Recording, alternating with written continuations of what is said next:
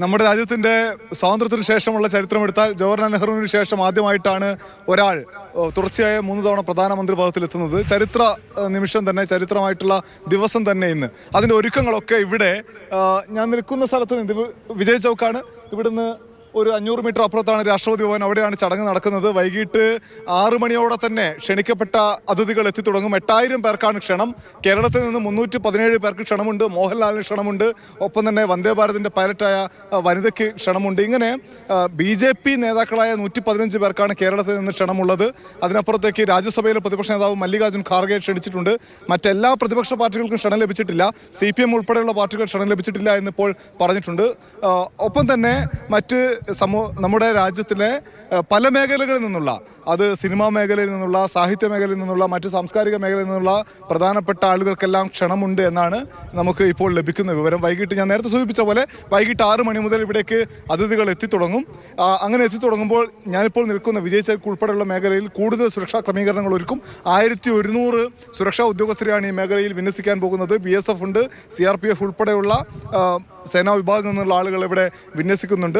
ഒപ്പം തന്നെ നമ്മുടെ രാജ്യത്തിന് സമീപത്തുള്ള അയൽ രാജ്യങ്ങളിൽ നിന്നുള്ള 7 അയൽ രാജ്യങ്ങളിൽ നിന്നും തൊട്ടടുത്തും കിടക്കുന്ന 7 രാജ്യങ്ങളിൽ നിന്നുള്ള രാഷ്ട്ര തലവന്മാർ ഇവിടെ എത്തുന്നുണ്ട്. എത്തിക്കഴിഞ്ഞിട്ടുണ്ട്. അവർ ഈ ചടങ്ങിൽ പങ്കെടുക്കും.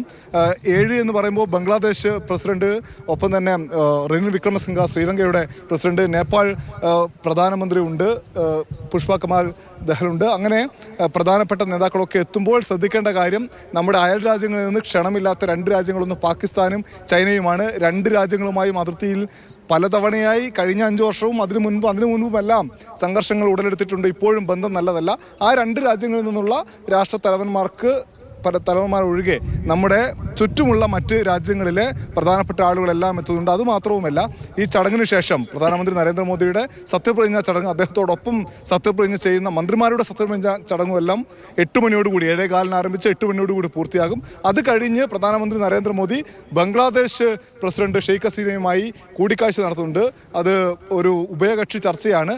ഗംഗാജലം ഉൾപ്പെടെയുള്ള വിഷയങ്ങളിലുള്ള ഒരു ഉഭയകക്ഷി ചർച്ച. അതിൽ ചില തീരുമാനങ്ങൾ ഇന്ന് തന്നെ ഉണ്ടാകുമെന്നും അറിയാൻ നമുക്ക് കഴിയുന്നുണ്ട്. എന്തായാലും ഡൽഹി ഈ തയ്യാറെടുത്തുകൊണ്ടിരിക്കുകയാണ് പ്രധാനമന്ത്രി നരേന്ദ്രമോദിയുടെ തുടർച്ചയായ 3ാമത്തെ തവണയുള്ള സത്യപ്രതിജ്ഞ.